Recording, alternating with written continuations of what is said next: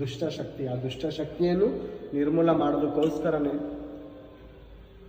ಯೇಸು ಪ್ರಭು ಈ ಲೋಕಕ್ಕೆ ಬರೋಣವಾಯಿತು. ಈ ದಿನ ನಮ್ಮ ಮಕ್ಕಳ ಜೀವನ ಚಿಕ್ಕ ವಯಸ್ಸಿನಲ್ಲೇ ದುಷ್ಟಶಕ್ತಿ ಹಾಳು ಮಾಡ್ತೈತೆ.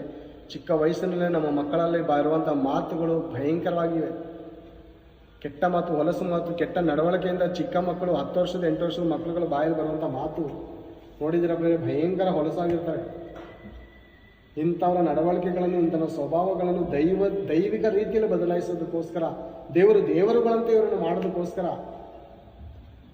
ಯೇಸು ಪ್ರಭು ಈ ಲೋಕಕ್ಕೆ ಬರೋಣವಾಯಿತು ಪ್ರೇರೆ.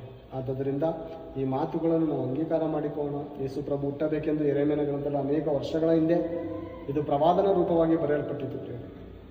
ಯೇಸು ಪ್ರಭು ಸಾಮಾನ್ಯದವನಂತೂ ಮೊದಲೇ ಅಲ್ಲ. ನಕ್ಷತ್ರವು ಕೂಡ ಆತನ ಹುಟ್ಟು ಸ್ಥಳವನ್ನು ತೋರಿಸೋದಕ್ಕೆ ನಕ್ಷತ್ರ ರೂಟ್ ಮ್ಯಾಪ್ ತೋರಿಸ್ತಾ ಇದೆ. ನಕ್ಷತ್ರನ ಜೋಯಿಸರಿಗೆ, ಪಂಡಿತರಿಗೆ, ಮಹಾಜ್ಞಾನಿಗಳು ಬಂದು ಅಡ್ಡ ಬೀಳ್ತಾ ಇದ್ದಾರೆ, ಸಾಷ್ಟಾಂಗ ನಮಸ್ಕಾರ ಮಾಡ್ತಾ ಇದ್ದಾರೆ ಚಿನ್ನ ಧೂಪರತಿಗಳನ್ನು ಇಟ್ಟು. ಯೇಸು ಪ್ರಭುಗೆ ಏನು ಹಣೆ ಬರ ಇತ್ತು ಪ್ರೇರೆ? ಹೋಗಿ ಬುದ್ಧಿವಾದವನ್ನು ಎಲ್ಲೋ ಭಾರತ ದೇಶದಲ್ಲಿ ಬುದ್ಧನ ಹತ್ರ ಬಂದು ಕಲಿಯೋದು ಅಂತದ್ದು ಏನೈತೆ ಹೇಳಿ?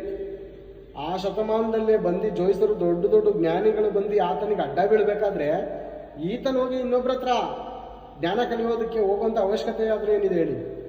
ಏನಾದ್ರು ಅವಶ್ಯಕತೆ ಐತೆ ಅಂದ್ರ? ಏನೂ ಅವಶ್ಯಕತೆ ಇಲ್ಲ ಪ್ರೇರೆ ಆತನಿಗೆ. ಆತನು ಹುಟ್ಟಿದಾಗಲೇ ಮಹಾಜ್ಞಾನಿ ಆತನು. ಇನ್ನೊಬ್ಬರ ಹತ್ರ ಜ್ಞಾನ ಕಲಿಯುವಂಥ ಮೂಢತ್ವ ಆತನಿಗೆ ಇರಲಿಲ್ಲ. ಅರ್ಥ ಆಯ್ತಾ?